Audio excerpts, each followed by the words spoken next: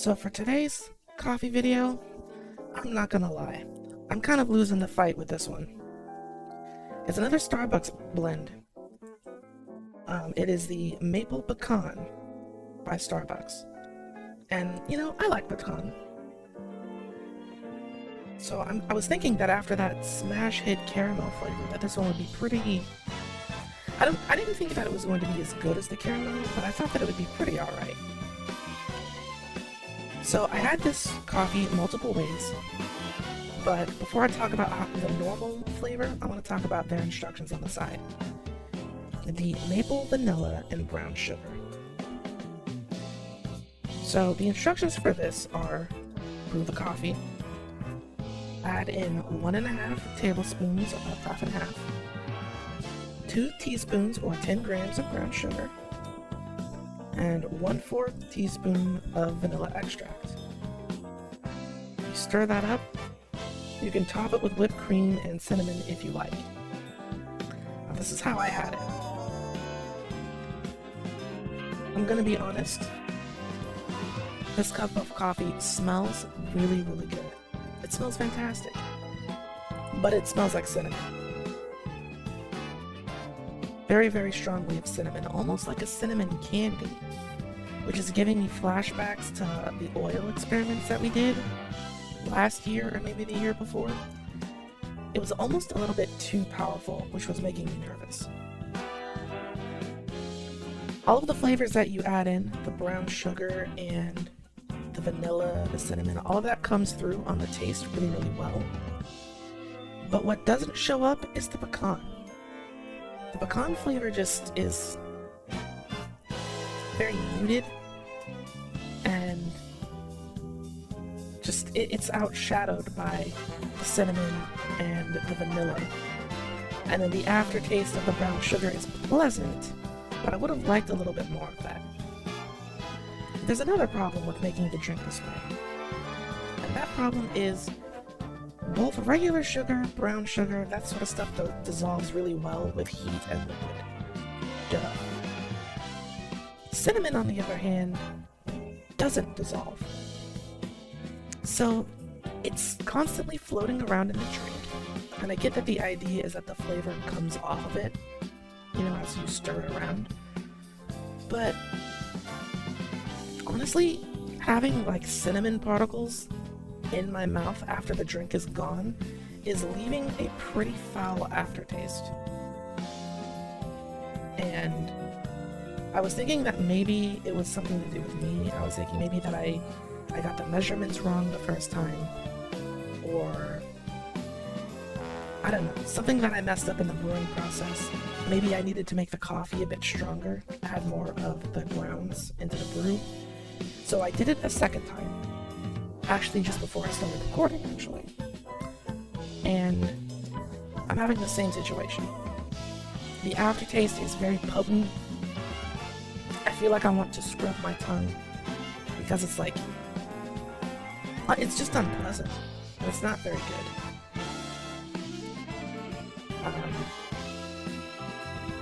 As a follow-up to the cinnamon, which I agree, it's a tough act to follow, they just missed the mark completely and totally. I do get the idea of it though. The brown sugar, the cinnamon, the vanilla combo would taste good, but I don't think you need to spend quite this much on this particular flavor of coffee, only for that coffee's flavor to be nowhere in the drink. Like, you could add brown sugar, cinnamon, and vanilla to Folgers or something, I don't know, and you'd probably get a very similar taste and flavor profile, because the maple pecan is just not here. So then I thought to myself, okay, well, the instructions on the side this time are amiss. Let's just make the coffee normally, just my regular cup of coffee, and it's still just kind of mid. It's not particularly bad or awful. Definitely a little bit better for not having the aftertaste situation because of the cinnamon. But it's the type of coffee that it's like almost like desperation coffee. Like, you couldn't afford the good stuff, but you have this, and you want coffee, so you're gonna drink it partially because you want to get rid of it, and the other part is so you have, you can say that you had a cup of coffee at least. Not bad, not good, just very, very mid. Which again is a problem because you can get a cheaper coffee if you just want to aim for the middle. But there's only one more idea that I want to try with this, and I want to do the recipe that was on the caramel coffee in this maple pecan and see if that does something. So, we're not quite done. Give me just a second to finish this cup. I'll take a small break and then make one more attempt at the Starbucks maple pecan grounds. 2 hours later. Oh my goodness. Let me just explain to you the amount of ridiculous half-time preparation I had to do. So, I finished my coffee, which I had to kind of force myself to drink, and I immediately was like, okay, if I just immediately jump into the next cup, it's not going to work out very well for me. So, I went and I scrubbed the inside of my mouth out because that aftertaste was abysmal. It wasn't so bad while I was drinking the coffee because the fresh flavor kind of pushed away the bad aftertaste. But once the coffee was completely gone, I was like, I need a palate cleanser, something fierce right now. This isn't the usual brand of coffee staining your tongue because it's too strong or something like that. I don't know. I keep wanting to blame the cinnamon, but I've had stuff with lots of cinnamon in it before and it did not do this. But once I got my mouth cleansed, it was time to do the same thing for my cup. Keep in mind, I followed the exact directions that were on the side of the packaging with all of its measurements and stuff.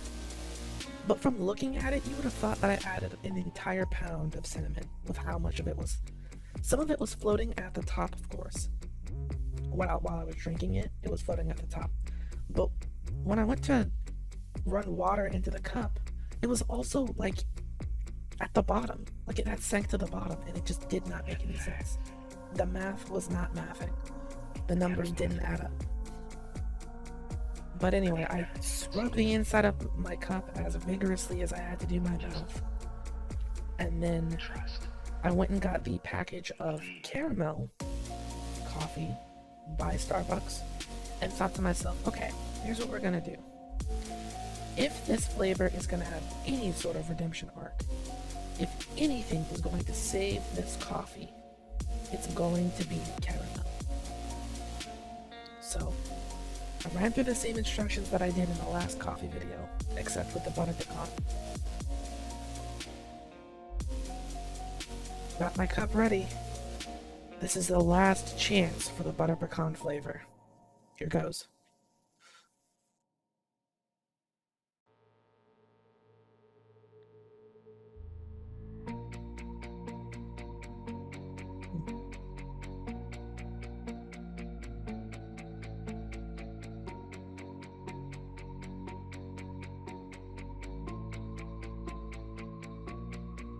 I'm gonna be completely honest with you.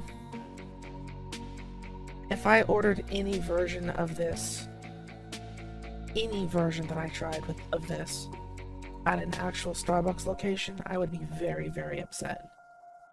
I'm so confused because I use a really, really good and fantastic brand of caramel, and caramel is known for making everything better.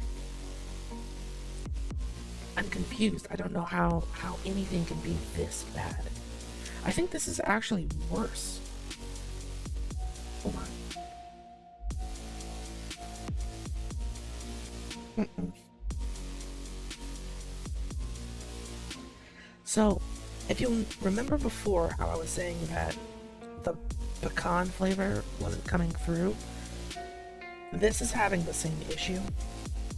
So it feels like I'm drinking, it feels and tastes like I'm drinking a cup of hot water with a spoonful of caramel dissolved into it. It's really, really bad. I'm not gonna drink this. I've never had a coffee this stubborn before. And I feel like I've tried every single tactic I could think of to try and make it better, and nothing is working. Now, obviously, with different flavors of coffee, I run the chance of a coffee being not really for me, maybe for somebody out there with like a different taste than mine. But this is, I don't even know what type of person would drink this. It's not sweet, it's not bitter, and none of the natural coffee itself and like the grounds are coming through at all. It tastes like water caramel. It's so bad. Oh, it upsets me that this video is so long for something so gross. Anyway, if you have a morbid curiosity and you don't think that it could be anywhere near as bad as I'm making it out to be, feel free to go and try it. I mean, it's a Starbucks brand. You're not gonna have trouble finding it wherever you're at, I'm sure. But for everybody else, no. Not this one. The caramel flavor is fine. If you can't get that, then pick a different brand of coffee because this is a miss. In every sense of the word, it is a miss. This is not... I gotta go pour this out. I gotta go. Thanks for watching, but I gotta go.